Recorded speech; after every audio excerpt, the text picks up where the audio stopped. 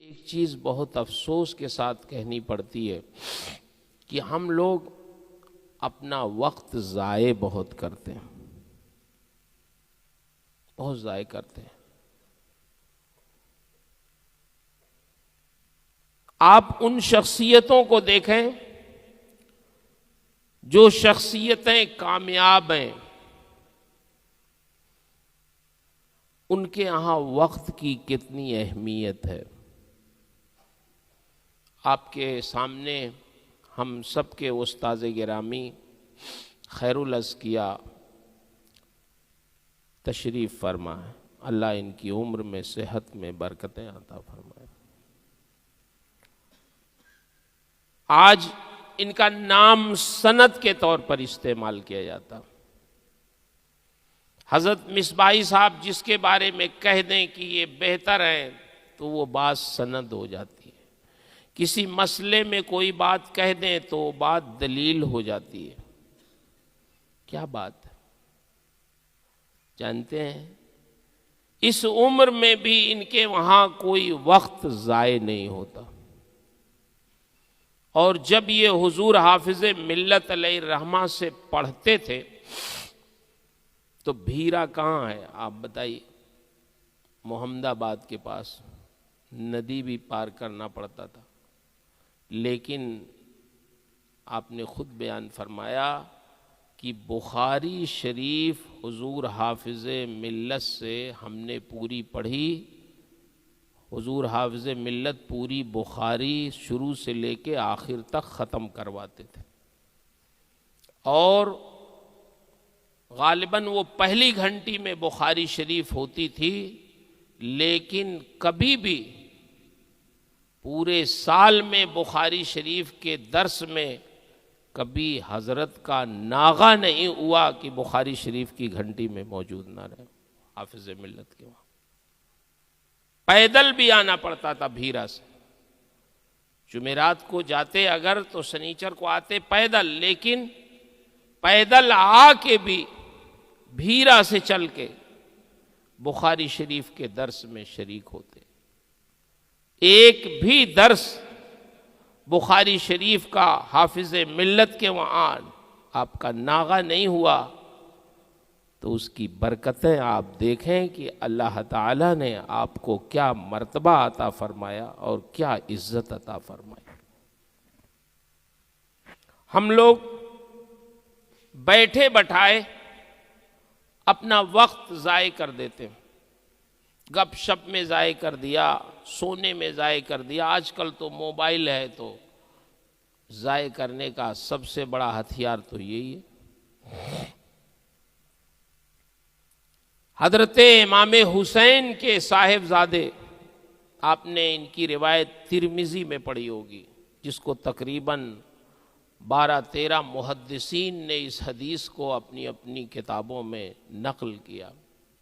حضرت امام زین العابدین رضی اللہ تعالی عنہ علی ابن حسین فرماتے ہیں کہ نبی کریم صلی اللہ علیہ وسلم نے ارشاد فرمایا، من حسن اسلام المرء ترک ما لا یعنیہ، کہ آدمی کے اسلام کی خوبی یہ ہے، اچھا مسلمان وہ ہے جو لایانی چیزوں کو ترک کر دے، لایانی کاموں میں نہ لگے۔ بلکہ ایک روایت میں تو یہاں تک ہے کہ اللہ تعالیٰ اس بندے سے ناراض ہوتا ہے جو بندہ لایانی کاموں میں لگا رہتا۔ میں اپنے ان بچوں سے بھی، طلباء سے بھی عرض کروں گا جو ابھی فضیلت میں تو نہیں پہنچے لیکن انشاءاللہ وہ بھی پہنچیں گے، کہ آپ اپنے وقت کی قدر کیجئے۔ الوقت کالسیف، امام شافعی نے فرمایا کہ وقت تلوار کی طرح ہے، اگر آپ نہیں اسے کاٹیں گے تو وہ آپ کو کاٹ دے گا۔ تو ہمیں اپنی حیثیت جاننا ہے، اپنے وقت کی قدر کرنا ہے، اور شکوہ شکایت چھوڑ دیجئے کہ عوام عزت نہیں کرتی، خیریت نہیں پوچھتی، علماء کی کوئی قدر نہیں ہے، یہ سب چیزیں بلا وجہ کی ہیں۔ آج بھی جو عالم ربانی ہیں تو جانتے ہیں ان کی گاڑیاں لوگ چومتے ہیں۔ میں نے دیکھا کہ اگر ان سے مصافحہ نہیں کر پاتے ہیں تو ان کی گاڑی پہ ہاتھ رکھ کے چوم لیتے، چلو گاڑی ہی چوم لیتے۔ عزت ہے۔ ابھی بھی مولانا صاحب وقت تو نہیں، آج بہت دیر سے آپ لوگ آئے، ٹائم بہت دیر سے شروع ہوئی مجلس، لیکن کچھ کہے بغیر بھی نہیں رہا جاتا۔ ہمارے اساتذہ کرام تشریف فرما ہیں، ان سے آپ سنیں گے کہ ابھی بھی عوام آپ کی ہماری بہت عزت کرتی ہے۔ سارا کام تو انہی سے نہ آپ لیتے ہیں۔ میں اس لیے سمجھا رہا ہوں، آپ جائیں گے تو عوام سے سابقہ رہے گا۔ آپ کسی مدرسے کے مدرس ہوں گے، کسی مدرسے کے ناظم ہوں گے، کسی تنظیم کے صدر ہوں گے، کوئی کتاب چھپوائیں گے، کوئی مسجد بنوائیں گے، کوئی مدرسہ بنوائیں گے، تو آپ کا رابطہ کس سے ہوگا؟ بولیے، چندہ کس سے لیں گے؟ ہم چندہ نہیں دیں گے آپ کو، ہم تو باتیں آپ کو سنا دیں گے۔ چندہ کون دے گا؟ عوام دے گی۔ آپ ایسے ہی جوڑ لیجئے، مدرس علماء میں کتنے کیٹیگری کے لوگ ہیں؟ مدرسین ہیں، کتابیں لکھنے والے مصنفین ہیں، مقررین ہیں، پیران اعظام ہیں، اتنے ہی لوگ نہ ہیں، یا مدرسہ چلانے والے لوگ ہیں، ناظم لوگ۔ آپ سب کو دیکھ لیجئے، مدرسین کی بھی تنخواہ کا انتظام کون کرتا؟ بولیے، عوام دیتی ہے چندہ، عوام سے ہوتا ہے۔ عوام اپنے بچوں کو بھی آپ کی شکل میں بھیجتی ہے کہ پڑھائیے ان کو، اور چندہ بھی وہی دیتی ہے۔ ہم اگر ٹائم دیتے ہیں تو اس کی تنخواہ لیتے ہیں۔ تقریر کرتے ہیں، جلسہ کون کرواتا ہے؟ عوام کرواتی ہے۔ چندہ وہی کرتے ہیں، سنتے بھی وہی ہیں، ٹائم بھی وہی دیتے ہیں، اور ہم اگر 1 گھنٹہ ٹائم دیتے ہیں تو اس کا پیسہ فوراً وصول کر لیتے ہیں۔ اب آپ مجھے بتائیے، مخلص کون ہے؟ ہم ہوئے کہ عوام ہوئی؟ کتابیں ہم لکھتے ہیں، عام طور سے کتابیں چھپوانے والے، تعاون کرنے والے کون ہوتے ہیں؟ عوام ہوتی ہے، وہی ہماری کتابیں چھپواتی ہیں۔ مرشدین کرام ہیں، مرید کون ہوتا ہے ان سے؟ عوام ہوتی ہے۔ نذرانہ کون دیتا ہے ان کو؟ عوام دیتی ہے۔ تو ہماری اس کیٹیگری میں جتنے لوگ ہیں، سب کا کام کس سے ہوتا ہے؟ عوام سے۔ اور پھر ہم عوامی کی برائی کریں کہ صاحب یہ قدر نہیں کرتے، عزت نہیں کرتے۔ کتنی قدر کر دیں بتائیے؟ کام تو آپ کو انہی سے لینا ہے، انہی کے درمیان رہنا بھی ہے، ان کو سنبھالنا بھی ہے، ان کے درمیان اٹھنا بیٹھنا بھی ہے۔ ہمیں نہیں کہتے آپ اپنا وقار ختم کر دیں ان کے درمیان بیٹھ کے، لیکن آپ کو انہیں چھوڑنا بھی نہیں ہے، ان کو قریب بھی رکھنا ہے۔ تو اس لیے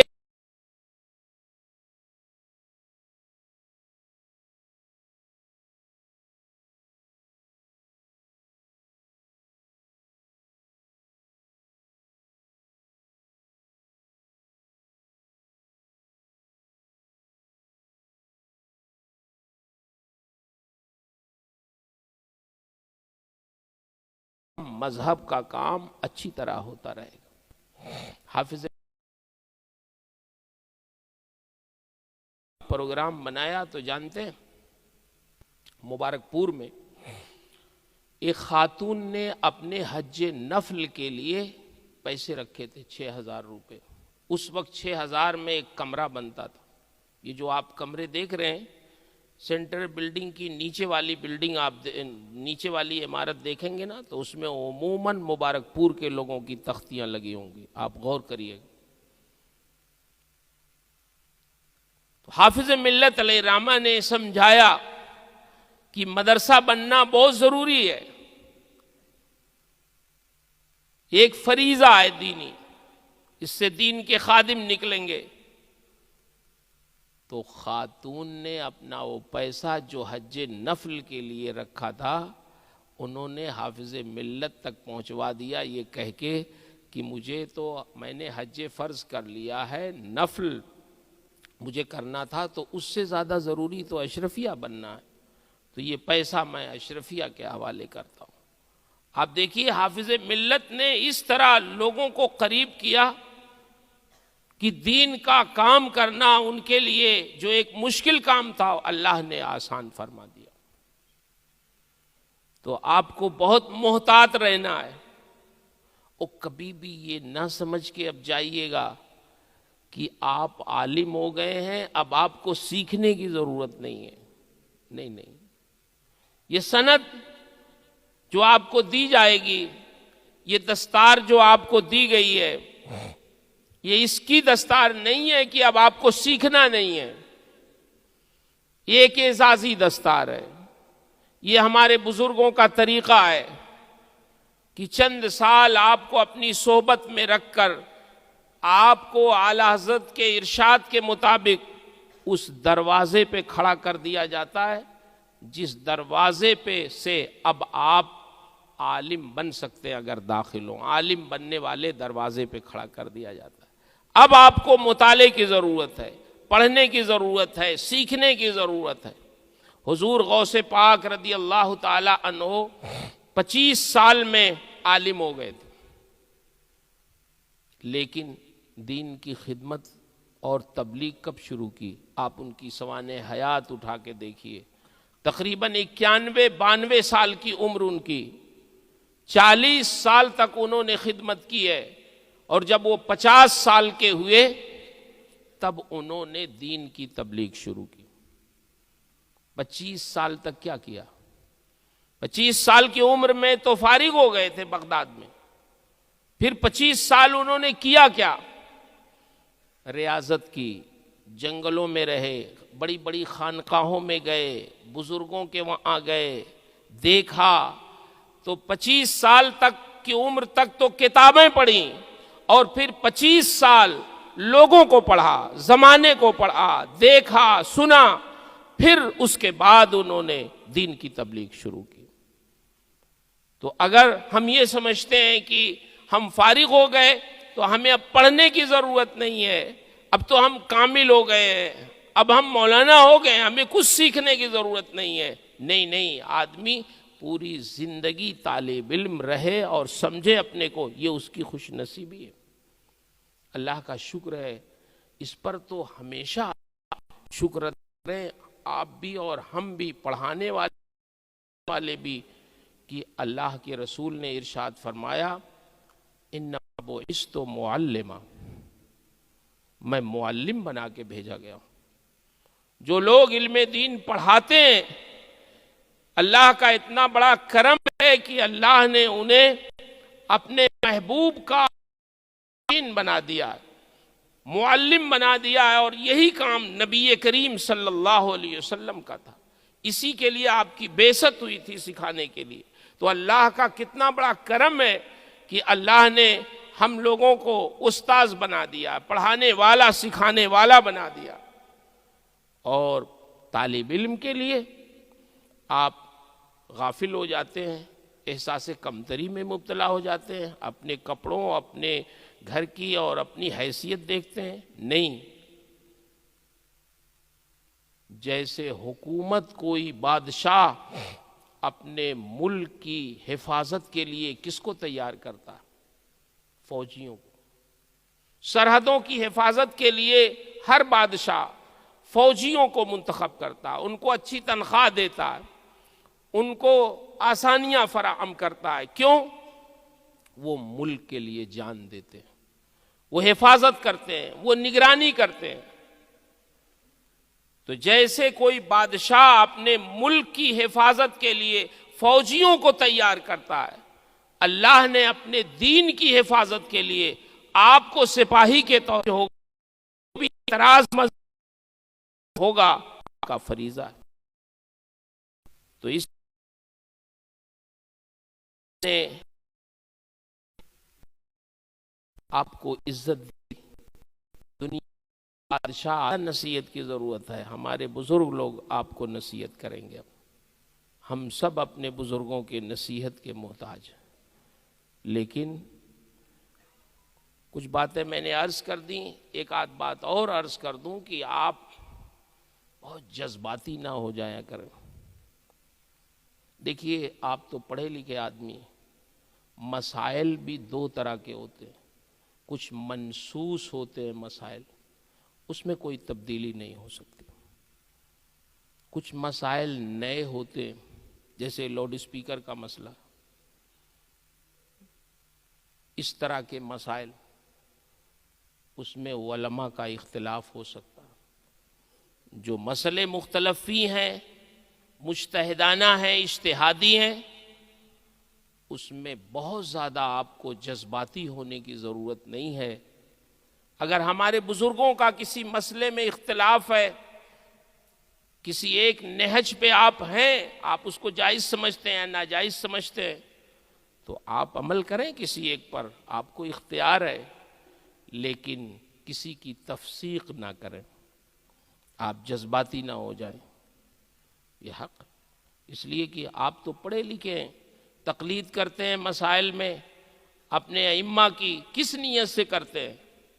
کہ ہمارے ائمہ نے جو مسائل کا استنباط کیا ہے یہ حق ہے, لیکن غلطی کا امکان ہے.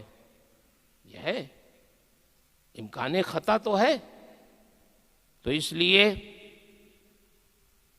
آپ مختلف فی مسائل میں, اجتہادی مسائل میں, فروعی مسائل میں بہت زیادہ بحث و مباحثہ نہ کریں. اس میں اپنا وقت ضائع نہ کریں, بلکہ آپ وہ کام کریں جو بنیادی کام ہو. میں دیکھتا ہوں کبھی کبھی آپس میں آپ لڑ جاتے ہیں, کبھی بحث و مباحثہ میں اپنا وقت ضائع کر لیتے ہیں. یہ آپ کا کام نہیں ہے. اختلافی مسائل میں جس پہ بھی کوئی, ہمارے بزرگوں کا اگر اختلاف ہے کسی مسئلے میں, جس پر بھی کوئی عمل کرے گا نجات پا جائے گا. ہمیشہ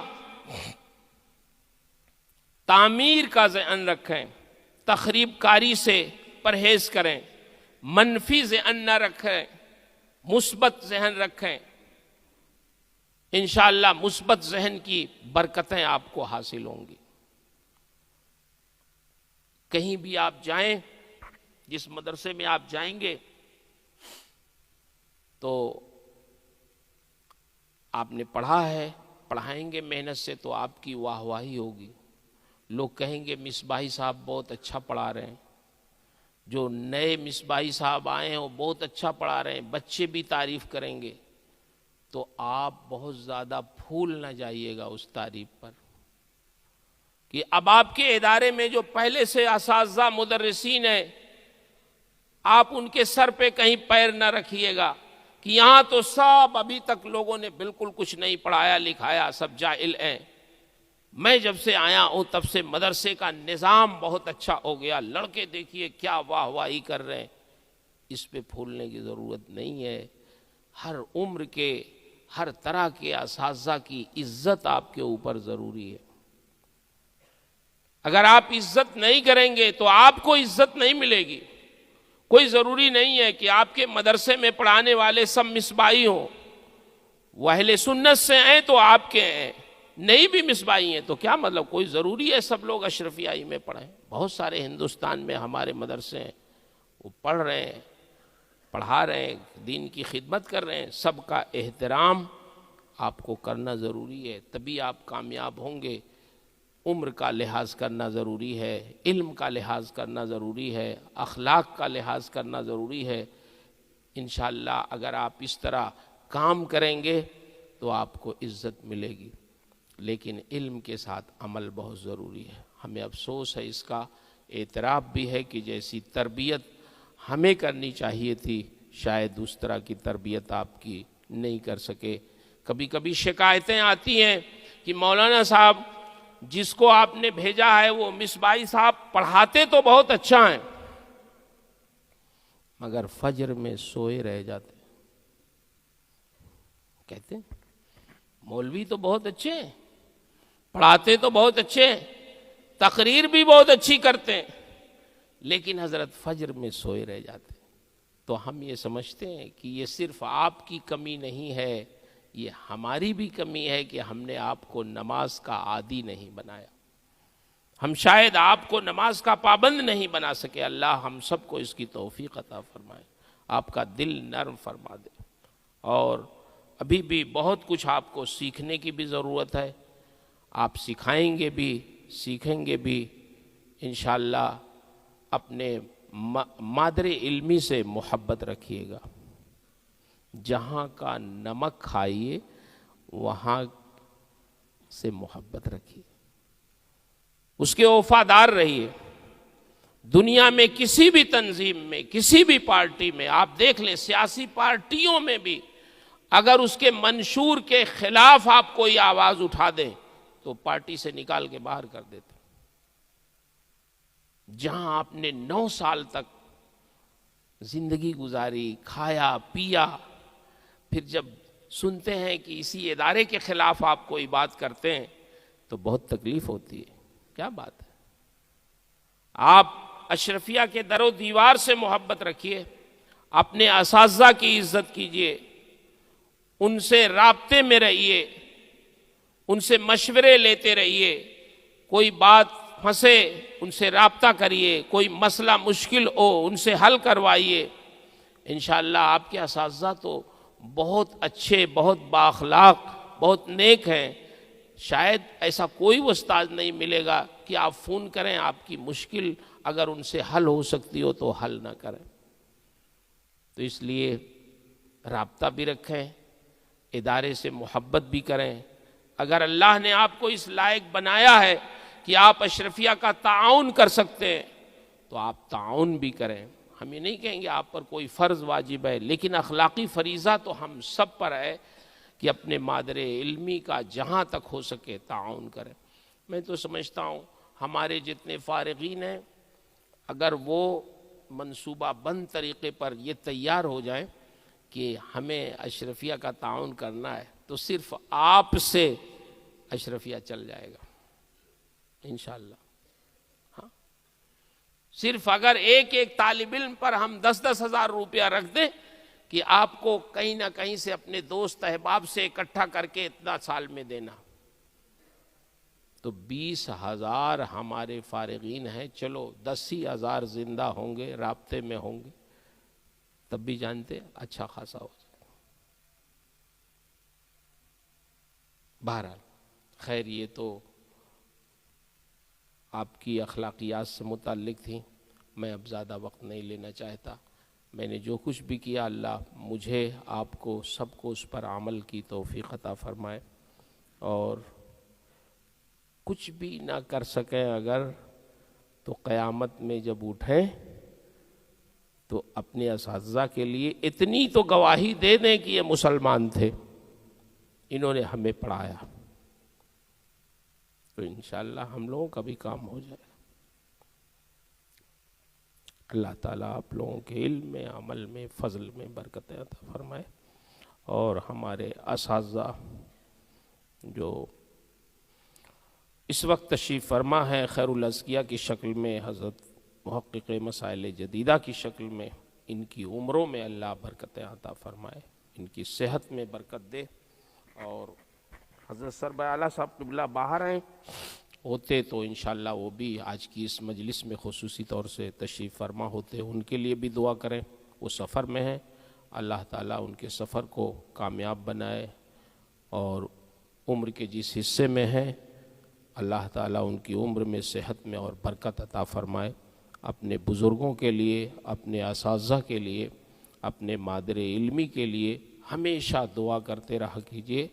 آپ کی دعاؤں کی ضرورت ہے. میں نے اپنا ایک بنا لیا ہے مزاج کہ فجر کے بعد، تلاوت کے بعد میں 20 منٹ قریب اپنے سارے احباب، اساتذہ جو باحیات ہیں، جو انتقال کر، سب کے لیے نام لے لے کے دعا کرتا ہوں. آپ سے بھی میں گزارش کرتا ہوں آپ بھی ایک ٹائم بنا لیں. آپ کے جو احباب ہیں، جو آپ کے مخلصین ہیں، جو جن کا آپ پر احسان ہے کچھ، اساتذہ، ماں باپ، سب کے لیے دعا کریں۔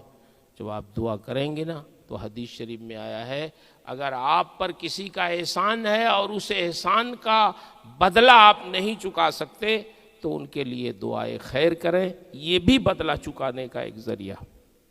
پھر جانتے ہیں وہ تار جڑ جاتا۔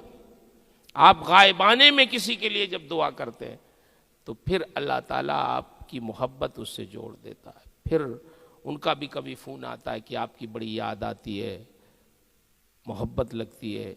یہ دنیا میں زندگی گزارنے کا طریقہ ہے۔ اللہ ہم سب کو توفیق خیر سے نوازے۔ اب اگلا جو پروگرام ہے آپ چلائیں۔ السلام علیکم ورحمۃ اللہ وبرکاتہ۔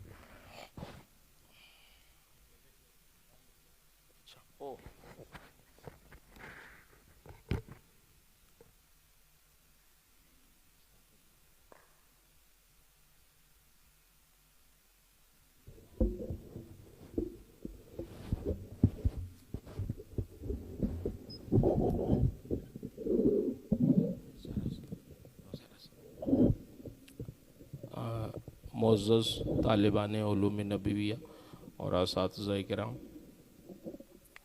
آج کی اس بابرکت مجلس میں میری گزارش ہے کہ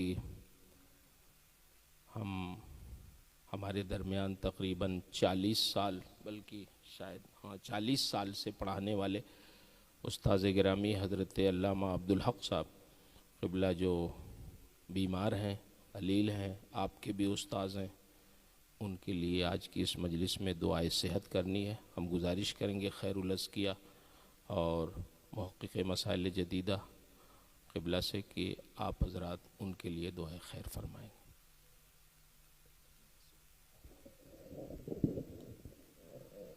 السلام علیکم ورحمۃ اللہ وبرکاتہ۔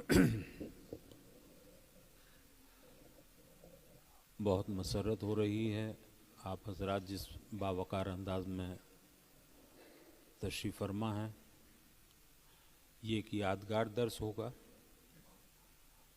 اسے آپ زندگی بھر نہیں بھلا پائیں گے۔ اس پروقار اور باوقار تقریب کو اسی طرح آخر تک آپ باوقار بنائے رکھیے گا۔ اب پروگرام بہت زیادہ نہیں ہے، صرف درس بخاری اور اس کے بعد ایک ہدیہ تشکر اور پھر ترانہ اشرفیہ اور صلاۃ السلام کے بعد حضور خیر الازکیہ کے مبارک کلمات سے دعا پر اختتام ہو جائے گی یہ مجلس۔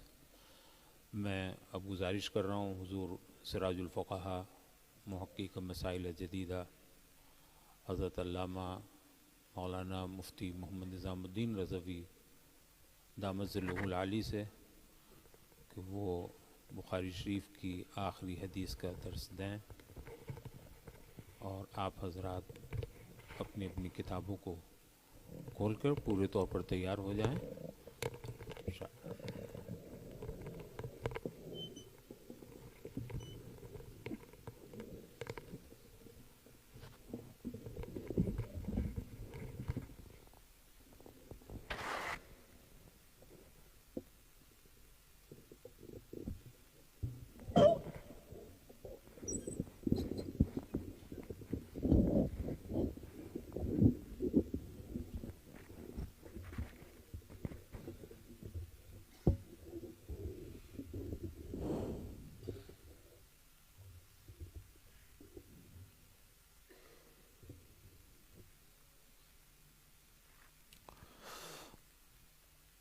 بسم اللہ الرحمن الرحیم، نحمدہ و نصلی علی رسولہ الکریم۔ درود پاک پڑھ لیجئے۔ اللہم صلی علی سیدنا مولانا محمد معدل الجود والکرم وآلہ و صحابہ بارک وسلم۔ بڑے قیمتی نصائح ہیں، آپ نے سنے، ان پر عمل آپ کی زندگی کی کامیابی کے لیے کافی ہے۔ ہم جس موڑ پہ بھی ہوں زندگی کے، اپنے کو طالب علم ہی سمجھنا چاہیے۔ فقہ میں نے ہدایہ سے سیکھی، اس کے درس کے زمانے میں میں یہ فیصلہ نہیں کر سکا کہ یہ زیادہ فقہ کی کتاب ہے یا حدیث کی، اور اب جب صحیح البخاری کے درس کا اتفاق ہوا تو یہاں بھی وہی بات پیش نظر رہی کہ حدیث کی کتاب زیادہ ہے یا فقہ کی۔ غور کرنے سے یہ محسوس ہوا مسائل بسط سے بیان کیے جائیں اور دلیل میں کتاب و سنت سے اختصار کے ساتھ مستدل حدیث یا آیت ذکر کر دی جائے تو وہ فقہ کی کتاب ہے، اور اگر مسائل اختصار سے بیان کیے جائیں حدیث بسط کے ساتھ تو وہی حدیث کی کتاب ہے۔ ورنہ صحیح یہ ہے کہ دونوں ہی کتابیں فقہ کی بھی ہیں اور حدیث کی بھی ہیں۔ کسی میں حدیث کا غلبہ ہے تو وہ حدیث کے نام سے جانی گئی، کسی میں مسائل کا غلبہ ہے تو فقہ کے نام سے جانی گئی۔ میں نے کبھی اپنے کو درس بخاری کے لائق نہیں جانا، یہ اس لیے عرض کر دے رہا ہوں آج کہ نصیحتوں کا دور چل رہا ہے، تو انہی میں ایک اس کو بھی شامل کر لیں۔ محدث جلیل حضرت علامہ و مولانا عبدالشکور صاحب قبلہ رحمۃ اللہ علیہ تشریف لے گئے تو زیادہ دنوں تک درس بخاری کا سلسلہ موقوف رہا۔ میں چاہتا تھا کہ حضرت مصباح صاحب قبلہ درس دیں، انہیں اس کا حق بھی پہنچتا ہے اور یہ درس ان کے شایان شان بھی ہے، مگر وہ اپنے موقع پہ رہے اور ان کی طرف فرمائی سے یہ کتاب میرے پاس آئی اور پھر میں نے درس کا سلسلہ شروع کیا۔ تو میں نے تو اس سے بھی فقہ سیکھی اور ہدایت سے بھی فقہ سیکھی۔ آپ کے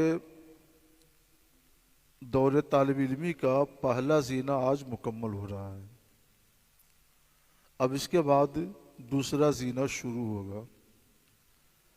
کمال کا دماغ میں خیال بھی نہیں آنا چاہیے، اس کا لحاظ رہے۔ باقی وہ سب نصیحتیں یاد رہیں جو برکاتی صاحب نے آپ کو دی۔ اللہ تعالیٰ آپ کو، ہم کو، سب کو اس کی برکتیں عطا فرمائیں۔ آخری حدیث نکال لیجیے۔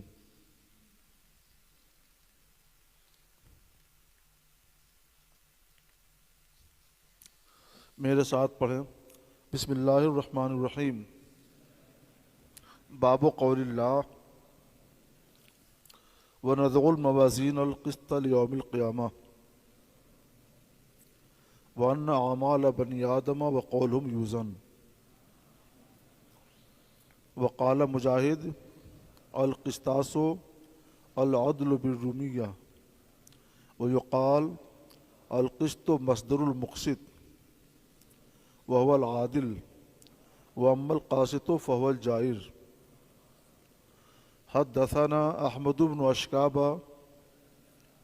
قال حدثنا محمد بن فضيل عن عمارة بن القعقاع عن أبي زرعة عن أبي هريرة رضي الله تعالى عنه قال قال النبي صلى الله تعالى عليه وسلم كلمتان حبيبتان إلى الرحمن خفيفتان على اللسان ثقيلتان في الميزان سبحان الله وبحمده سبحان الله العظيم۔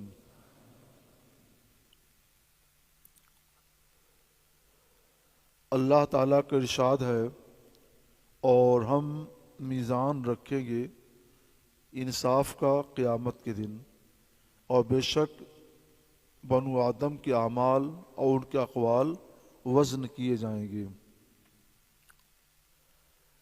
امام بخاری رضی اللہ تعالی عنہ نے اس ترجمۃ الباب میں عقیدہ بھی بیان کیا ہے اور عقیدے کی دلیل بھی بیان فرما دی ہے۔ ہم اہل حق اہل سنت و جماعت کا اجماعی عقیدہ ہے کہ قیامت کے دن اللہ تبارک و تعالی میزان قائم فرمائے گا، جس پر بندوں کے اعمال اور اقوال وزن کیے جائیں گے، تاکہ انہیں محسوس ہو جائے کہ ان کے بارے میں جو فیصلہ ہوا وہی ہونا چاہیے۔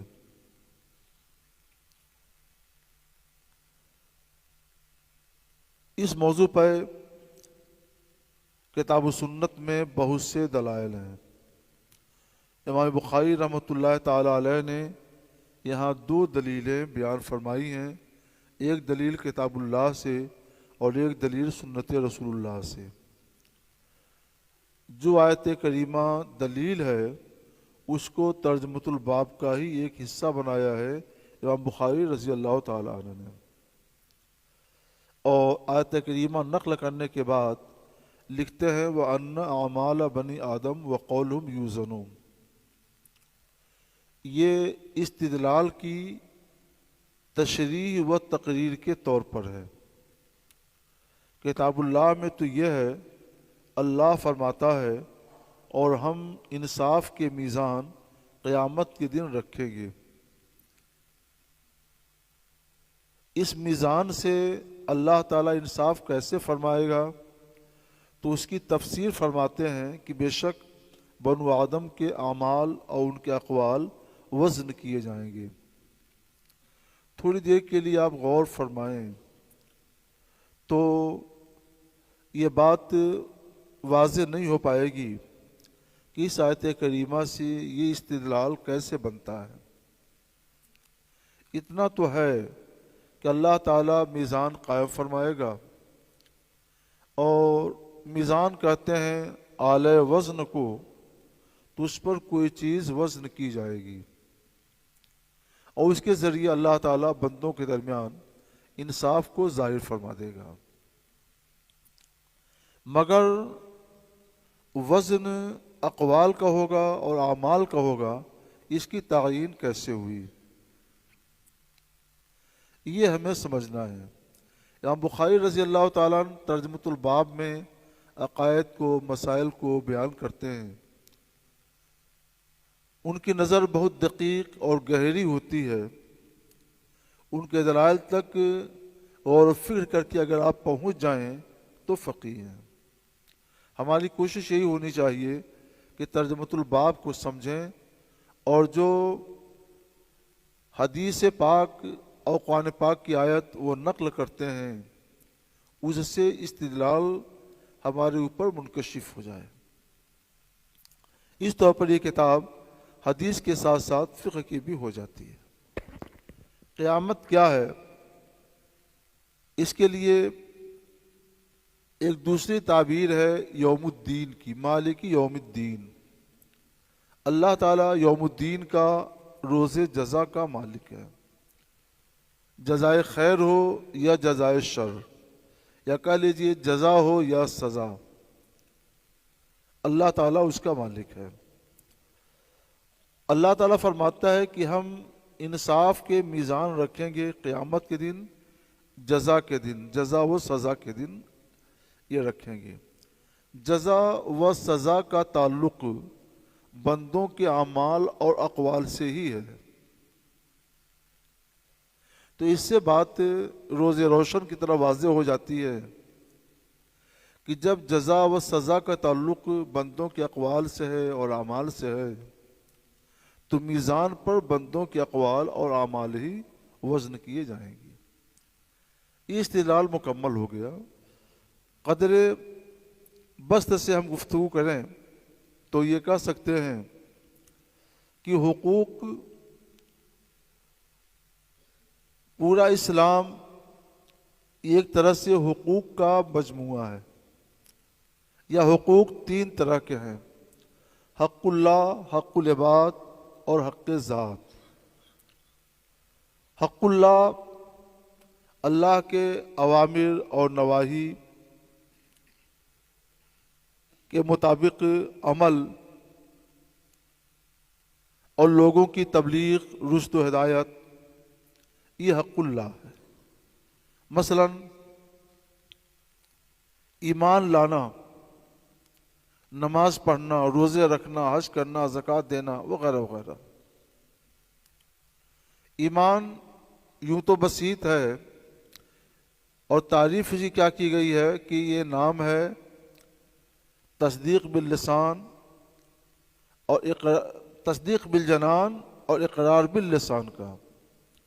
اس طور پر اس میں دل کا بھی عمل شامل ہو جاتا ہے اور زبان کا بھی عمل شامل ہو جاتا ہے۔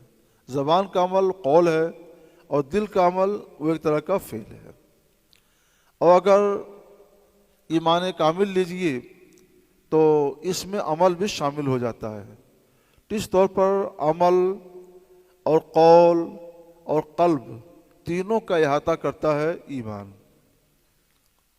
نماز میں قرات فرض ہے، تکبیر تحریمہ فرض ہے جو اقوال سے ہیں، اور بھی چیزیں اقوال سے ہیں جن کا حکم اللہ تعالیٰ نے دیا ہے، واجب ہے، یہ سنت ہے، یہ مستحب ہیں، اور بہت سی چیزیں اعمال سے جو بالکل ظاہر ہیں۔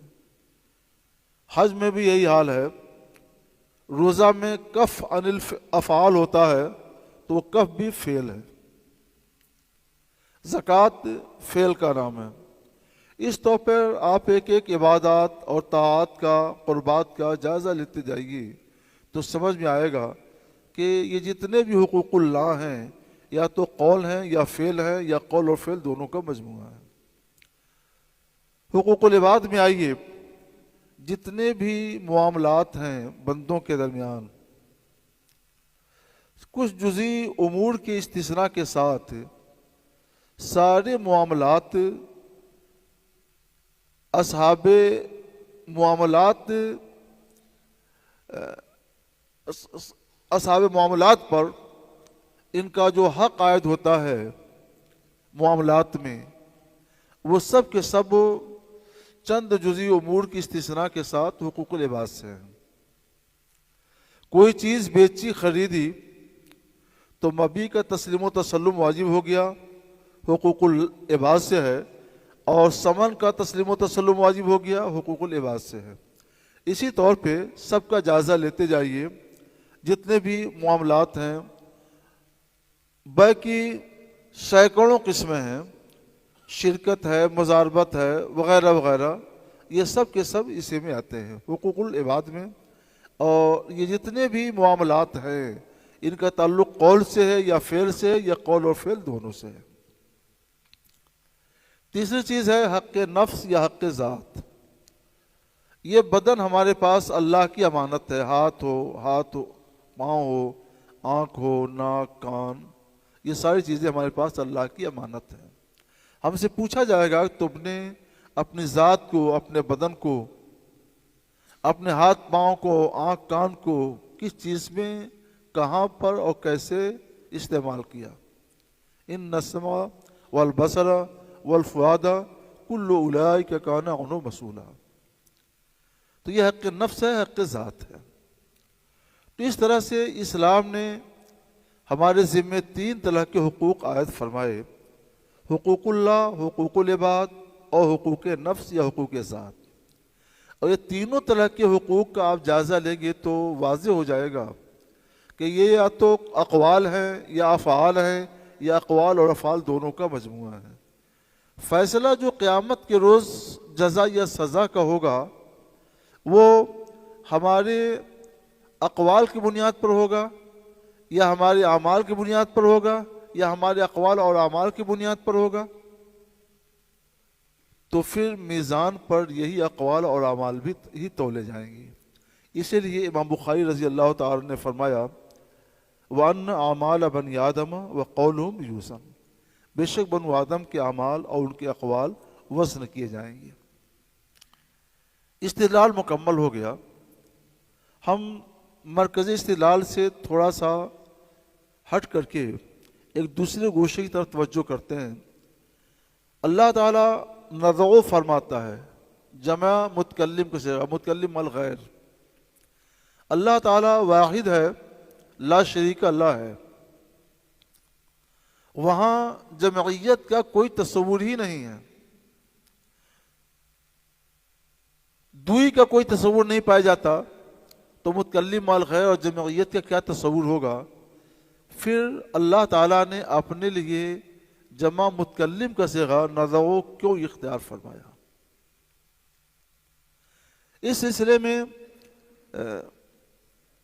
شارحین نے عام طور پہ جو بات لکھی ہے وہ یہ کہ یہ اور اس طرح کے جتنے بھی ارشادات ہیں خدا ذوالجلال کے، وہ سب تعظیم کے لیے ہیں، بیان عظمت کے لیے جمع کا صیغہ لایا جاتا ہے، تو اللہ تعالیٰ نے اپنی عظمت کے اظہار کے لیے جمع کا صیغہ اختیار فرمایا۔ امام قسطلانی رحمۃ اللہ علیہ جو شارح بخاری ہیں، انہوں نے اس بات کا افادہ فرمایا، مگر ہم نے سوچا کہ شرح بخاری ارشاد بخاری کی روشنی میں ہو تو یہ زیادہ بہتر ہے۔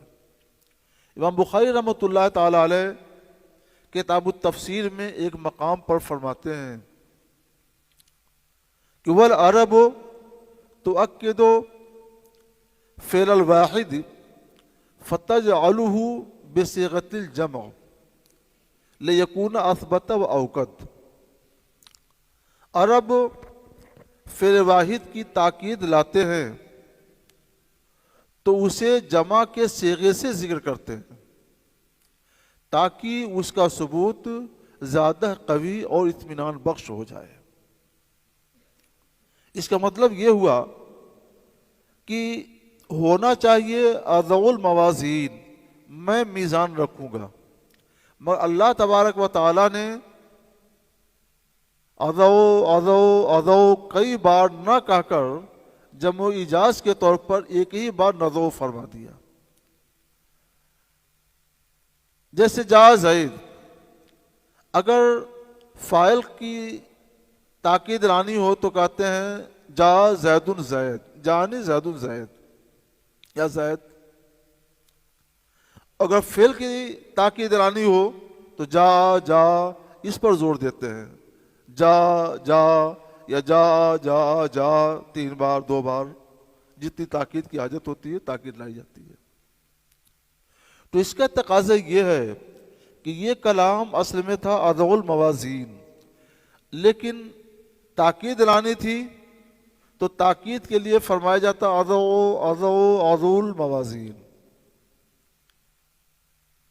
قرآن پاک کلام معجز بھی ہے اور موجز بھی ہے، تو اللہ تبارک و تعالیٰ نے ایجاز و اعجاز کے اظہار کے لیے جمع کا صیغہ اختیار فرما لیا اور ندعو فرمایا۔ یہ ندعو کہنا گویا کئی بار اضع کہنا ہے کہ میں رکھوں گا میزان، میں قائم کروں گا میزان، میرا کام ہے میزان قائم کرنا۔ تاکید وہاں لائی جاتی ہے اور ضروری ہوتی ہے جب کوئی منکر ہو۔ اللہ تعالیٰ عالم الغیب و شہادہ ہے، اسے معلوم ہے کہ ایک قوم اس کا انکار کرے گی، معتزلہ نے اس کا انکار کیا، تو اللہ رب العزت جل جلالہ نے پہلے ہی کلام مؤکد لا کر کے ان کے شبہے کو دفع فرما دیا۔ تو یہ ندعو در حقیقت تاکید کے لیے ہے اور یہ تاکید فعل ہے، مگر کیا یہ تعظیم کے لیے نہیں ہو سکتا؟ تو عام طور پہ جو مشہور ہے شارحین کے درمیان، علماء کے درمیان، تو وہ تو تعظیمی کے لیے ہے، مگر جب اس کو اضع کے معنی میں لے لیں گے تو تعظیم کا وہ مفہوم بطور جمع نہیں آ پائے گا۔ لیکن ایسا بھی نہیں ہے کہ تعظیم سے یہ خالی ہے۔ جب کوئی بڑا اپنی طرف کسی فعل کی نسبت کرتا ہے تو وہ فعل بھی اس کی عظمت کے لحاظ سے عظیم ہوتا چلا جاتا ہے۔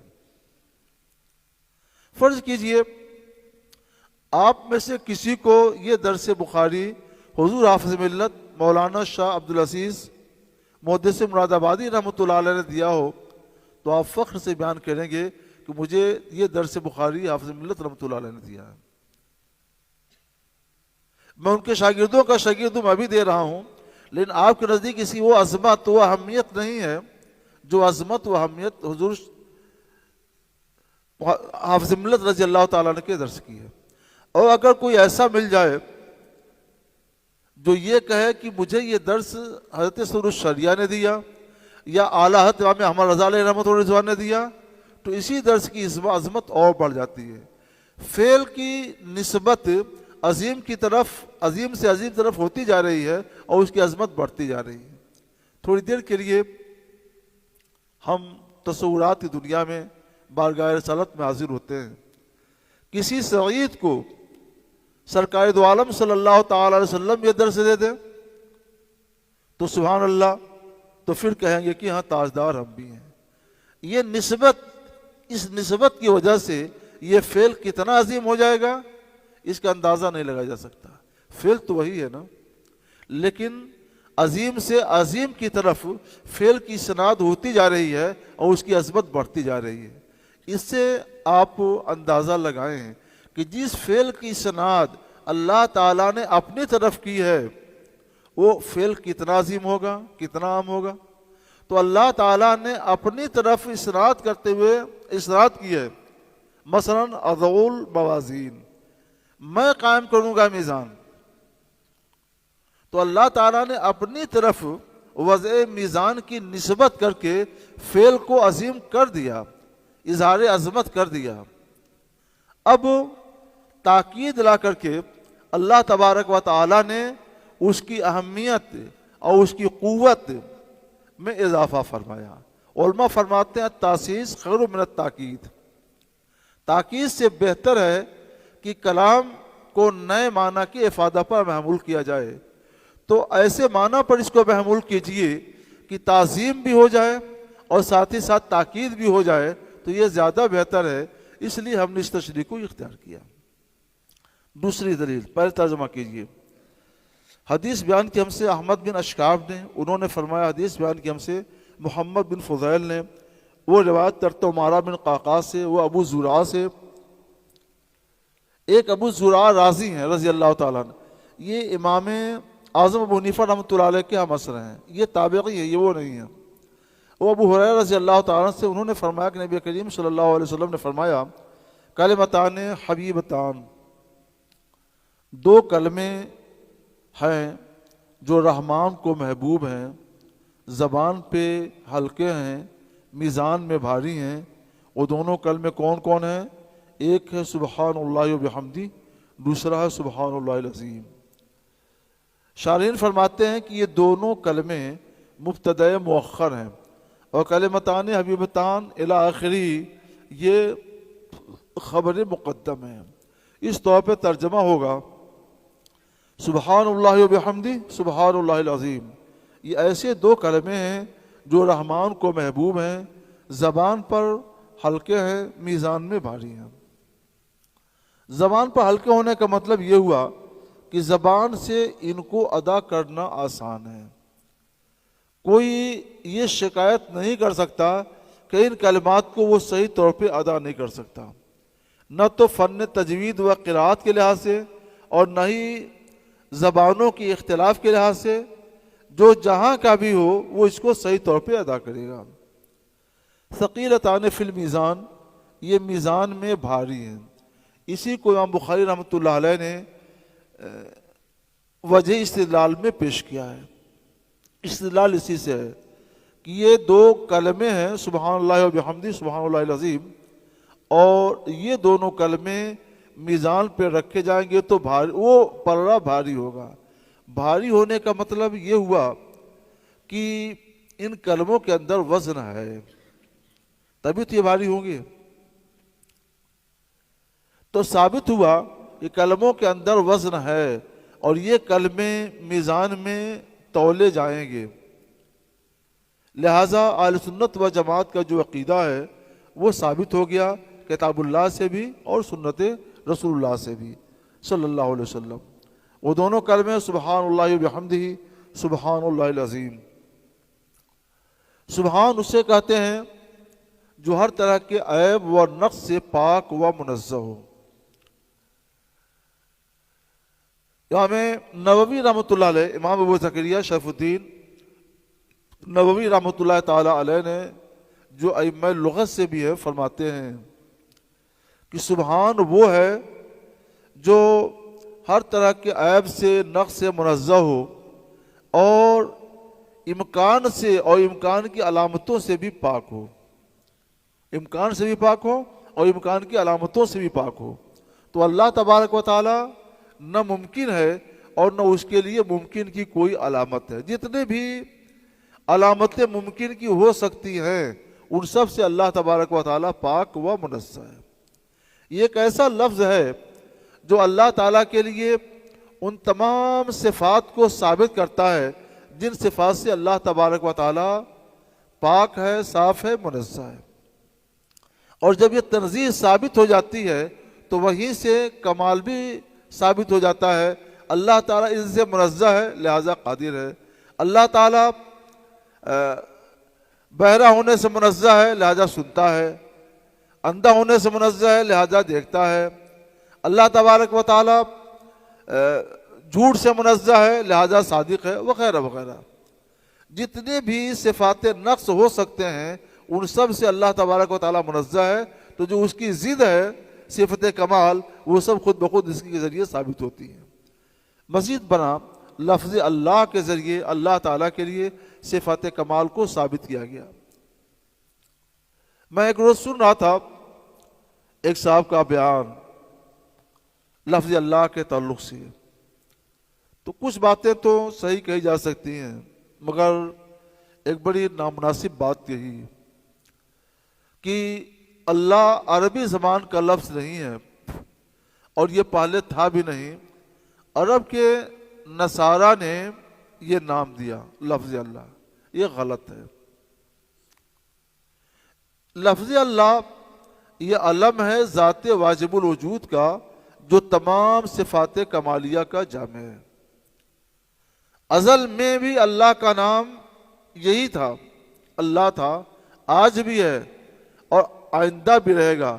یہ نام ہمیشہ سے ہے اور ہمیشہ رہے گا۔ بسم اللہ، اللہ کے نام سے شروع۔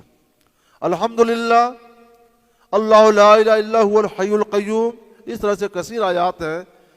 یہ تمام آیات جن میں اللہ لفظ اللہ کلمہ جلالت آیا ہے، یہ تمام آیات قدیم ہیں، قدیم کے عالم ذات ہیں، تو یہ سب کے سب قدیم ہیں، ہمیشہ سے ہیں اور یہ ہمیشہ رہیں گے۔ کسی نصرانی نے اللہ عز و جل کے نام نہیں رکھا، اللہ عز و جل نے اس کو اپنے لیے پسند فرمایا۔ یہ نام معرفہ ہے، معرفہ ہی نہیں، عارف المعارف ہے۔ جو کلمہ معرفہ ہوتا ہے وہ کسی ایک حیثیت سے یا ایک دو حیثیتوں سے اس ذات کے اوپر دلالت کرتا ہے، مگر یہ عارف المعارف ہے، ایک حیثیت سے نہیں، ہزاروں حیثیت سے نہیں، بلکہ بے شمار حیثیتوں سے یہ اللہ تعالیٰ کی وحدت پر، وحدت ذات پر دلالت کرتا ہے۔ وفی کل شیء لہ آیۃ تدل علی انہ واحد، یہ عارف المعارف ہے۔ عارف المعارف ہے اس لیے اللہ ظاہر بھی ہے، اور عارف المعارف ہے اس لیے اللہ تعالیٰ باطن بھی ہے۔ اللہ تعالیٰ کے دو نام ہیں، ظاہر بھی ہے اور باطن بھی ہے، اور دونوں کی دلیل یہی ہے کہ اللہ تعالیٰ عارف المعارف ہے لہذا ظاہر ہے، عارف المعارف ہے لہذا باطن بھی ہے۔ جو چیز غایت ظہور میں ہوتی ہے تو وہ غایت بطون میں ہو جاتی ہے، جیسے سورج جب تک ظہور میں ہو تو سب دیکھتے ہیں، کمزور نظر والا بھی دیکھتا ہے، اور جب وہ غایت ظہور میں ہوتا ہے تو یہ تو یقین رکھتے ہیں کہ سورج چمک رہا ہے، اس کی شعاعیں عالم کو روشن کر رہی ہیں، مگر سورت کی ذات کو ٹکیا کوئی نہیں دیکھتا ہے۔ غایت ظہور میں ہوتا ہے تو وہ غایت بطون میں چلا جاتا ہے، اور وہ ذات جس کے ظہور کی کوئی انتہا ہی نہ ہو، کوئی حد ہی نہ ہو، کوئی تصور ہی نہ ہو، تو پھر اس کے بطون کی بھی کوئی غایت نہیں ہوگی، کوئی حد نہیں ہوگی، کوئی تصور نہیں ہوگا۔ وہ ذات غیب الغیب ہے۔ کیسی غیب ہے، کیسی باطن ہے، اس کو بیان نہیں کیا جا سکتا ہے، اور اس کا تصور نہیں کیا جا سکتا، مگر اللہ کے رسول صلی اللہ تعالی وسلم نے اس غیب الغیب کا بھی مشاہدہ کیا، دیدار کیا، بارگاہ الہی میں حاضر ہو کر، جیسا کہ اسی شان کے لائق ہے۔ اور اسی کو بیان کیا ہے اعلیٰ تعالی رحمت و رضوان نے اپنی زبان میں کہ یا رسول اللہ، اور کوئی غیب کیا تم سے نہاں ہو بھلا، جب نہ خدا ہی چھپا تم پہ کروڑوں درود۔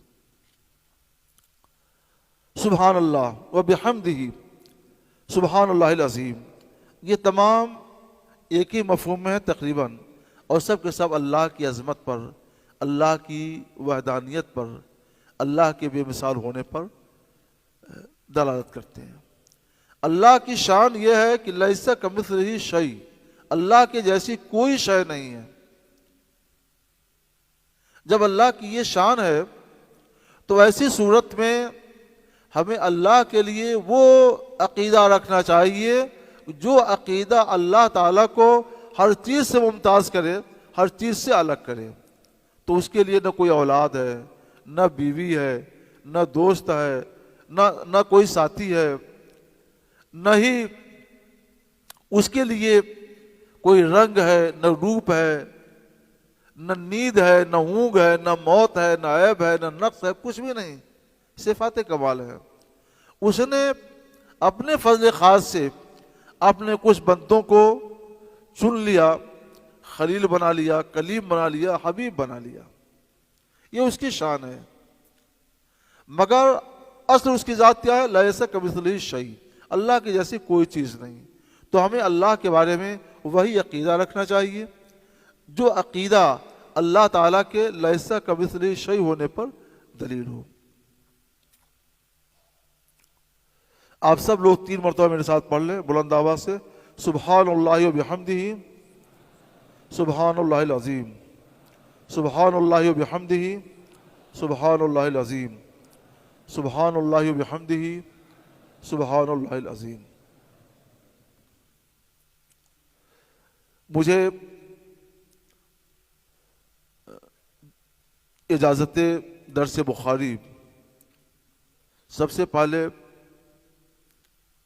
حضرت مجاہد ملت مولانا شاہ حبیب الرحمن عباسی رحمۃ اللہ تعالی نے دیا۔ بخاری شریف کا آخری درس میں نے انہیں سے لیا۔ پھر یہ اجازت مجھے حضور برہان ملت مولانا عبد الباقی جبل پوری قادری رضوی اسلامی رحمۃ اللہ علیہ سے اجازت ملی۔ یہ سلسلہ بہت عالی ہے، انہیں براہ راست اعلیٰ حضرت سے، اعلیٰ حضرت کو براہ راست حضرت سیدی علیہ رسول احمدی مولانا عربی رضی اللہ تعالیٰ عنہ سے اجازت حاصل ہے۔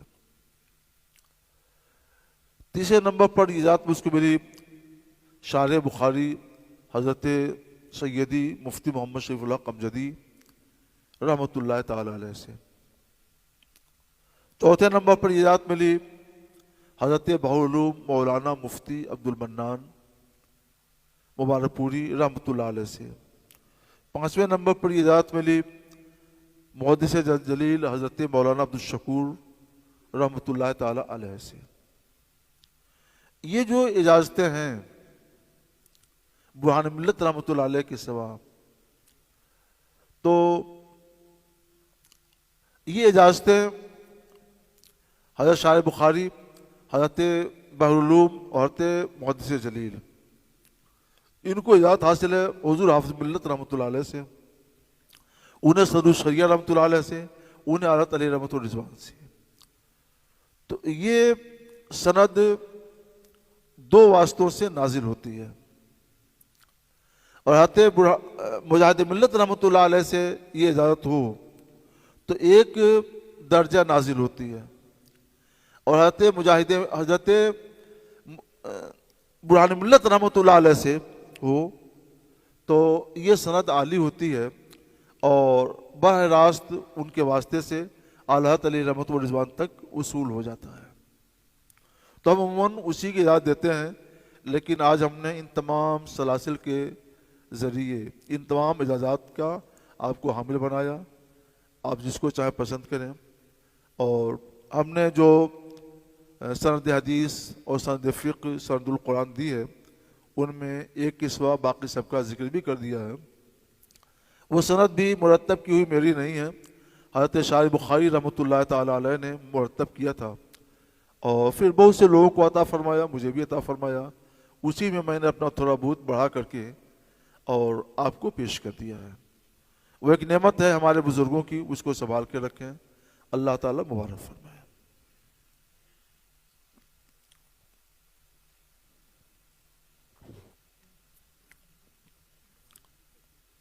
ربنا آتنا فی الدنیا حسنۃ وفی الآخرۃ حسنۃ وقنا عذاب النار۔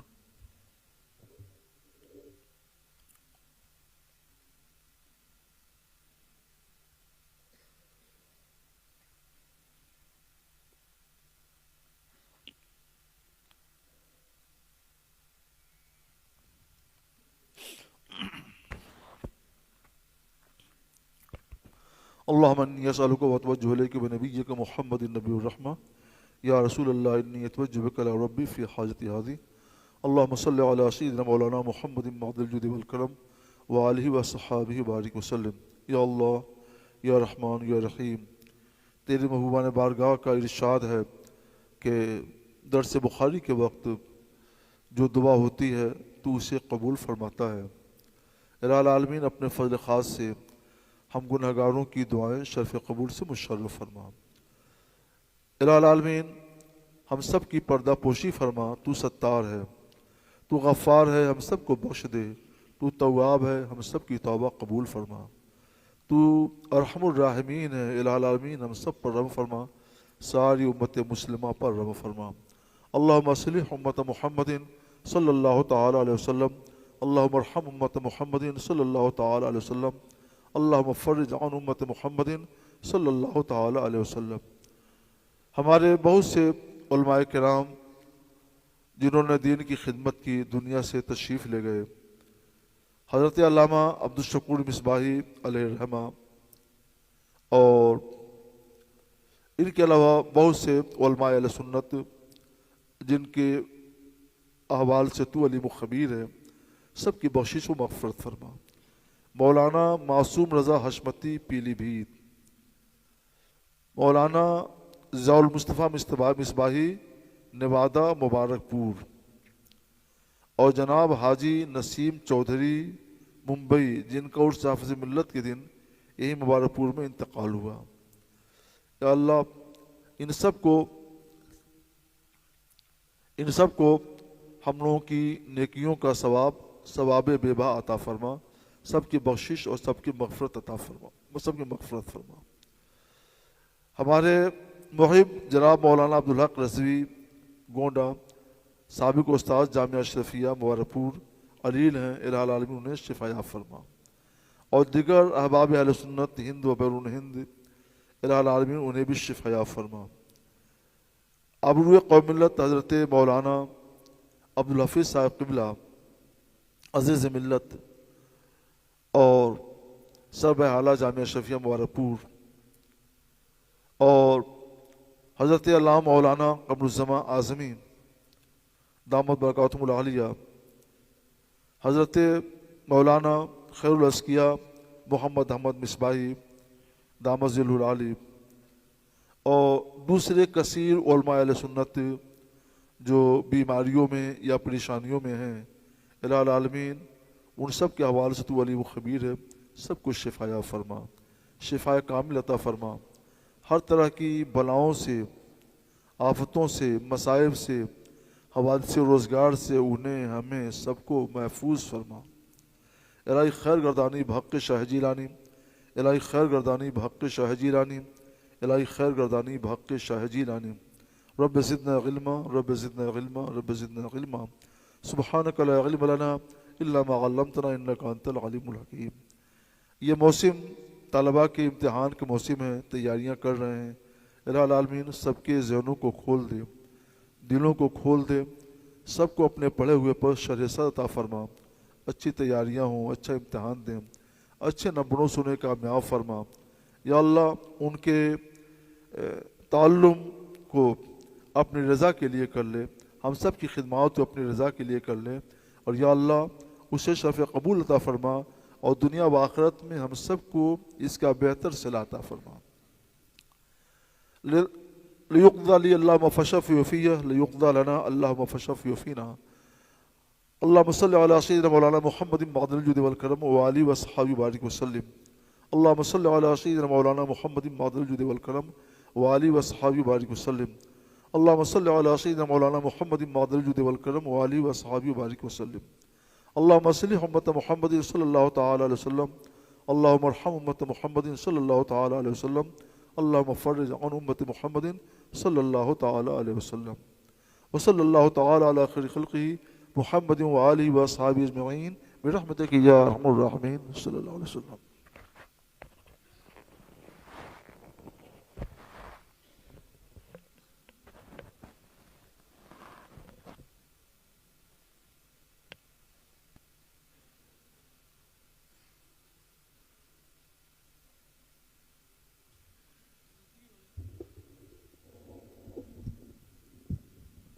آپ حضرات ابھی بیٹھیں، چند منٹ کا اور پروگرام ہے بس۔ میں ہدیہ تشکر پیش کرنے کے لیے زہیب وارسی صاحب کو آواز دے رہا ہوں، وہ آئیں اور مختصر کرنے کی کوشش کریں اس کو بھی، اور اس کے بعد ترانے کی نیے تیار رہیں مولانا عبدالقادر، وہ ترانہ پیش کر دیں بس۔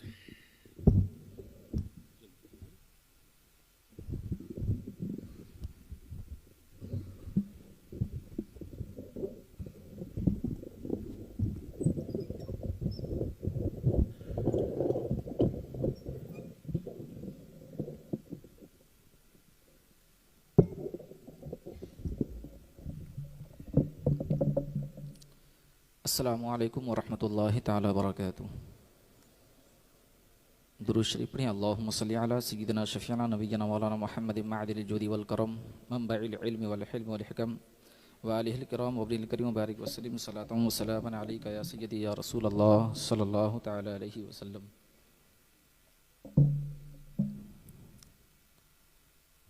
تمام حمد و ثنا اسی خالق ارض و سما کے لیے جس کی کرشمہ سازی سے اس گلشن ہست و بود کی جملہ رونق سامانیوں اور جلوہ آرائیوں کا وجود ہے، جس کے فضل و کرم سے آج کی یہ مسرت آمیز گھڑی ہمارا مقدر ٹھہری۔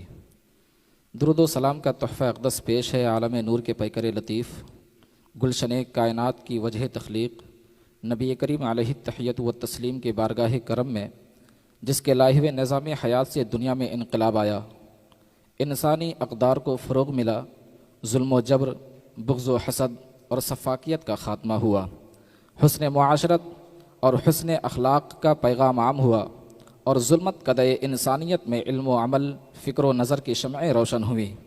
گلہائے عقیدت و محبت پیش ہیں صحابہ اکرام، اہل بیت عظام اور جملہ تابعین و تبع تابعین، ائمہ مجتہدین، اولیاء کاملین، سلف صالحین کے مبارک و مقدس بارگاہوں میں، جن کی مساعی جمیلہ سے اسلامی عقائد و نظریات کی تابندگی چہر دانگ عالم میں پھیلی۔ سلام شوق پیش ہے ہم سب کے محسن اور روحانی مربی جلالت العلم ابو الفیض حافظ ملت علامہ شاہ عبدالعزیز محدث مراد آبادی علیہ الرحمہ کے دربار کرم آثار میں، جن کی نگاہ کیمیا اثر نے نہ جانے کتنے خاک نشینوں کو فلک آشنا کیا۔ اشرفیہ کی شکل میں ان کے خلوص و ایثار سے تعمیر کی ہوئی تاریخ سے بر صغیر ہند میں زبردست علمی انقلاب برپا ہوا۔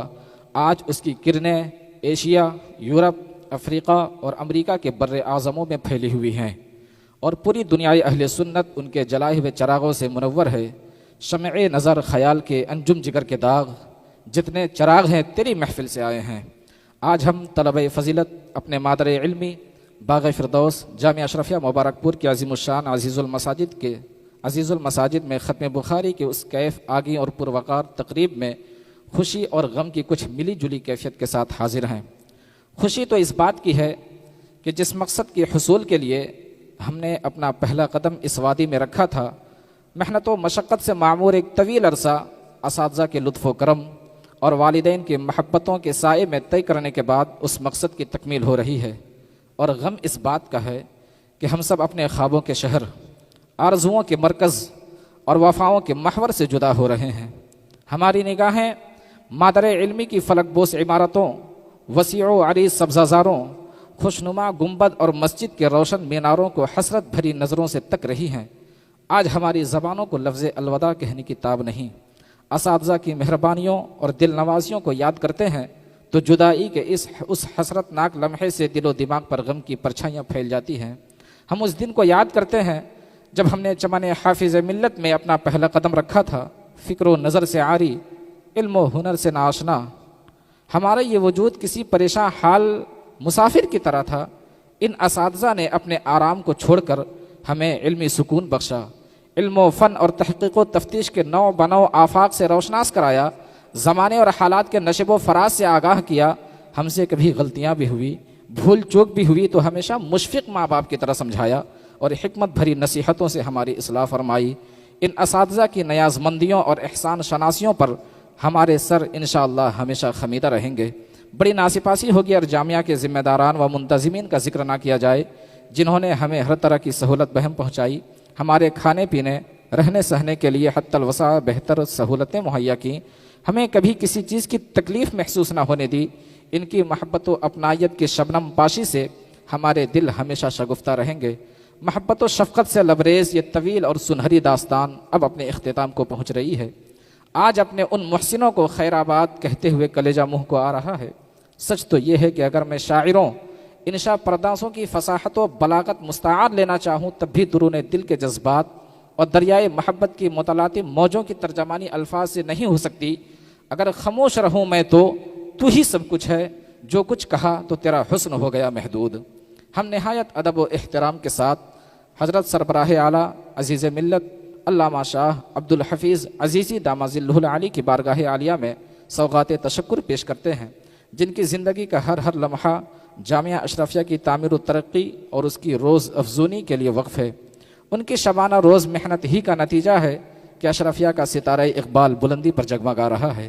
جامعہ کو الوداع کہتے ہوئے استاذ گرامی حضرت صدر العلماء علامہ محمد احمد مصباحی دامہ فیوزہ ناظم تعلیمات جامعہ اشرفیہ مبارک پور کے تابندہ نقوش ہمارے ذہنوں میں رچ بس رہے ہیں۔ ان کی یادیں اور باتیں ہماری عملی زندگی کا اٹوٹ حصہ رہیں گی۔ ان کے علمی و عملی فیضان سے ہم ہمیشہ مستفید و مستنیر رہیں گے۔ ہم بڑی محبت سے شکر و سپاس کے ادب رنگ اور اخلاق آمیز جملے حضرت کی نظر کرتے ہوئے فرحت و شادمانی محسوس کر رہے ہیں اور بارگاہ ذوالجلال میں دعا گو ہیں کہ ہمارے شیخ کا سایہ ہم پر یوں ہی سلامت رہے۔ احسان مندیوں کا گرا بہا خراج پیش ہے استاذ گرامی حضرت سراج الفقہا مفتی نظام الدین رضوی مصباحی صدر شعبہ افتاء و شیخ الحدیث جامعہ اشرفیہ مبارک پور کی بارگاہ عالیہ میں، جنہوں نے کتاب و سنت کے جواہر پاروں سے ہمیں بہرہ مند کیا، فقہ و حدیث کی دقیقہ سنجیوں اور نقطہ آفرینیوں سے دل و دماغ کو قوت و توانائی بخشی۔ درس بخاری کی یادگار بہاریں اسی نابغہ روزگار ہستی کی مرہون منت ہے۔ تشکر و امتنان کا گلدستہ خوش رنگ پیش ہے حضرت بدر العلماء مفتی بدر عالم مصباحی صدر المدرسین جامعہ اشرفیہ مبارک پور کی خدمت ناز میں شفقت و ورافت سے مستنیر، جن کے صدارتی سائبان میں ہمارا یہ خوشگوار تعلیمی مرحلہ اپنے اختتام کو پہنچا۔ ہم اپنے تمام اساتذہ کے مشکور و ممنون ہیں جو خود علم و ادب کے بادشاہ ہیں اور بادشاہ گر بھی۔ ان کی بے لوث محنتوں اور کاوشوں کا ثمرہ ہے کہ آج ہم زیور علم و فضل سے آراستہ و پیراستہ ہیں۔ برق کیا، شرارہ کیا، رنگ کیا، نظارہ کیا، ہر دیے کی مٹی میں روشنی تمہاری ہے۔ اس گلشن عزیزی کے علمی و ادبی ماحول میں گزرے ایام کی یادیں اب ہمارے دامانے دل کو کھینچ رہی ہے۔ اسی گلستان صدرنگ میں ہمارے فکر و شعور کو بالوں پر ملے، اسی دبستان مصباحی نے ہمارے کشت حیات کی آبیاری کی۔ ہم اپنے باغ فردوس کو چھوڑ کر تو چلے جائیں گے، مگر یہاں کا برستا ہوا علمی اور فکری آبشار ساتھ لے جائیں گے۔ یہاں کی ذوفشانیوں کو اپنے خاکستر وجود میں سما کر لے جائیں گے۔ ہم جہاں رہیں گے یہاں کی نصیحتوں کے سائے میں اپنے شب و روز گزاریں گے۔ ہمیں ٹھوکریں لگیں گی، کبھی ہمیں مصیبتوں کا سامنا بھی کرنا ہوگا، کبھی حالات اچھے نہیں ہوں گے، کبھی مایوسی اور قنوطیت ہمارے پاؤں کو متزلزل کرے گی۔ ہم گھبرائیں گے نہیں، ہم حافظ ملت کو یاد کریں گے، ان کے سنہرے اقوال میں ان کے درد جگر کو محسوس کریں گے، ان کے جذبہ دل کو محسوس کریں گے، ان کی محبت فراواں کو یاد کریں گے، مادر علمی کی تربیتوں کو یاد کریں گے۔ خدا کرے درسگاہ محبت تادیر سلامت رہے اور اس کا فیضان یوں ہی عام و تام ہوتا رہے۔ خوب کی سیر چمن پھول چنے شاد رہے، باغباں جاتا ہوں گلشن تیرا آباد رہے۔ السلام علیکم ورحمۃ اللہ تعالی وبرکاتہ۔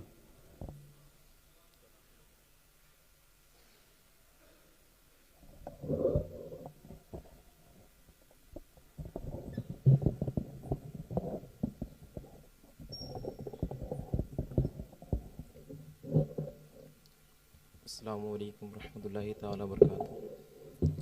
درود شریف پڑھیے، اللہم صلی علی سیدنا شفیعنا حبیبنا نبینا مولانا محمد بارک وسلم۔ صلو علیہ الصلاۃ والسلام علیک یا رسول اللہ صلی اللہ تعالی علیہ وسلم۔ السلام السلام السلام السلام السلام السلام السلام السلام السلام السلام السلام السلام السلام السلام السلام السلام السلام السلام صوفِ اہل فن فیض خیر الانام، السلام میرے جامعہ السلام۔ آ گئی اب تو رخصت کی شام، آ گئی اب تو رخصت کی شام، السلام میرے جامعہ السلام۔ السلام السلام السلام السلام السلام میرے جامعہ السلام۔ کہ گوہر علم فن تو نے ہم کو دیے، گوہر علم فن تو نے ہم کو دیے، دے ہوئے تجھ سے تعلیم کے مرحلے، روح مہکی میری غنچے دل کھلے، سب ہے تیری عنایات کے سلسلے، سب ہے تیری عنایات کے سلسلے، شکریہ تیرا ہے میرے ماہ تمام، شکریہ اے تیرے، شکریہ تیرا ہے میرے ماہ تمام۔ السلام میرے جامعہ السلام، السلام السلام السلام السلام السلام میرے جامعہ السلام۔ کہ پیارا ماحول تھا پرکشش تھی فضا، پیارا ماحول تھا پرکشش تھی فضا، دل ہمارا یہاں کتنا مسرور تھا، اے میرے جامعہ تو ہی ہم کو بتا، اے میرے جامعہ ہم کو تو ہی بتا، یہ جدائی کا دستور کیوں کرے بنا، یہ جدائی کا دستور کیوں کر بنا، کاش ہوتا نہیں تیرا یہ ایک نظام۔ السلام میرے جامعہ السلام، السلام السلام السلام السلام السلام میرے جامعہ السلام۔ کہ تیری خاک زمین زینت تاج ہے،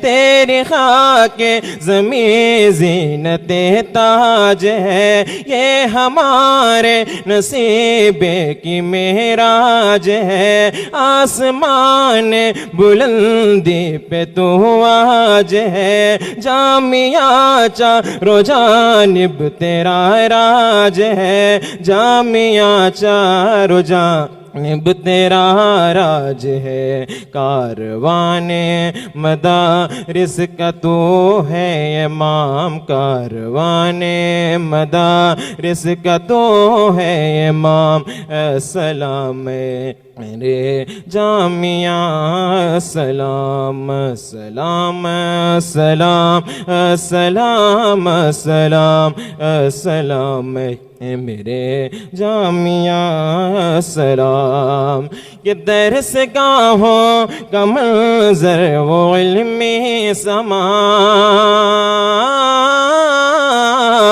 درس گاہوں کا منظر وہ علمی سما، یہ عزیز المساجد کی رہنائیاں، او احبا کے گپ شپ وہ سر مستیاں، جامعہ یعنی تیری ہنسی کہکشاں، جامعہ یعنی تیری ہنسی کہکشاں، یاد آ کر رلائیں گے ہم کو مدام، یاد آ کر رلائیں گے ہم کو مدام، السلام میرے جامعہ، سلام سلام سلام سلام سلام سلام میرے جامعہ، سلام کہ باغ فردوس سے ہو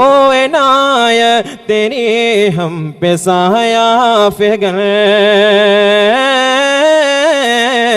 ہو عنایت تیری ہم پہ سایہ فکر، ہم سجائیں صدا علم کی انجمن، اور چلائیں ہمیشہ تیرا ہر مشن، ساری دنیا میں پھیلائے حق کی کرن، ساری دنیا میں پھیلائے حق کی کرن، عام کرتے رہے تیرا ہم سب پیام، عام کرتے رہے تیرا ہم سب پیام، السلام میرے جامعہ، سلام سلام سلام سلام سلام سلام میرے جامعہ، سلام کہ حافظ دین و ملت کے در الوداع،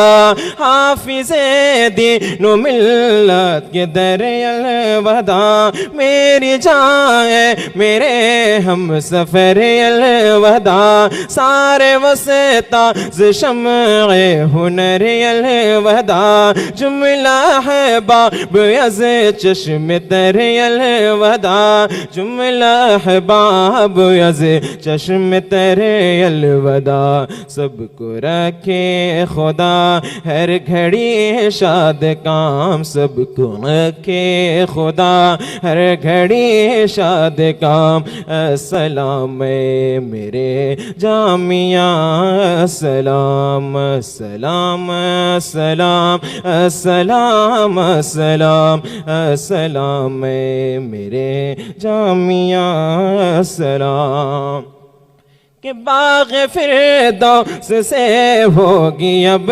رخصتی،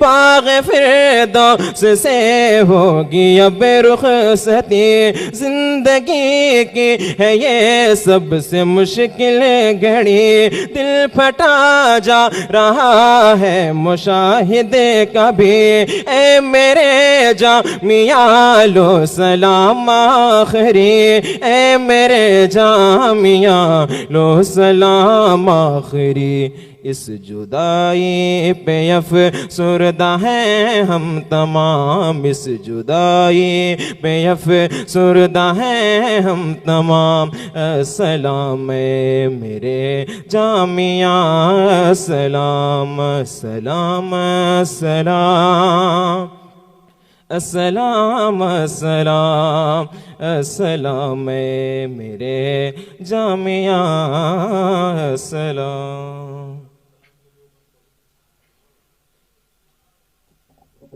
مصطفیٰ جان رحمت پہ لاکھوں سلام، شمع بز میں ہدایت،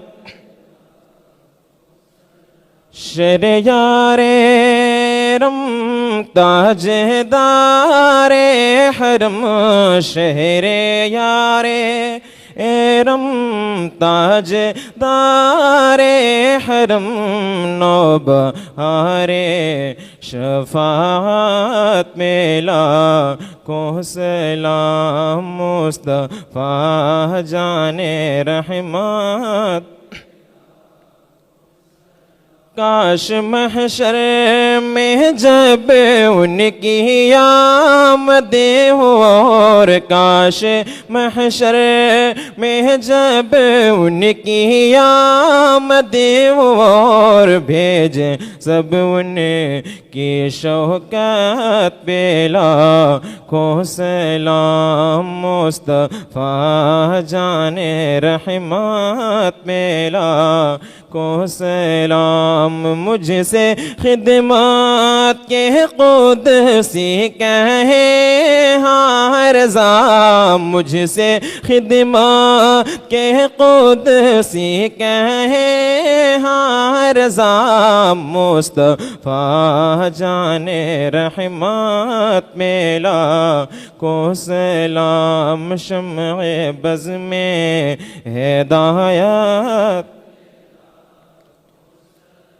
جس نے پیدا کیے کتنے لال و گوہر، جس نے پیدا کیے کتنے لال و گوہر، حافظ دین و ملت میں لاکھوں سلام، مصطفیٰ جان رحمت میں لاکھوں سلام، شمع بز میں۔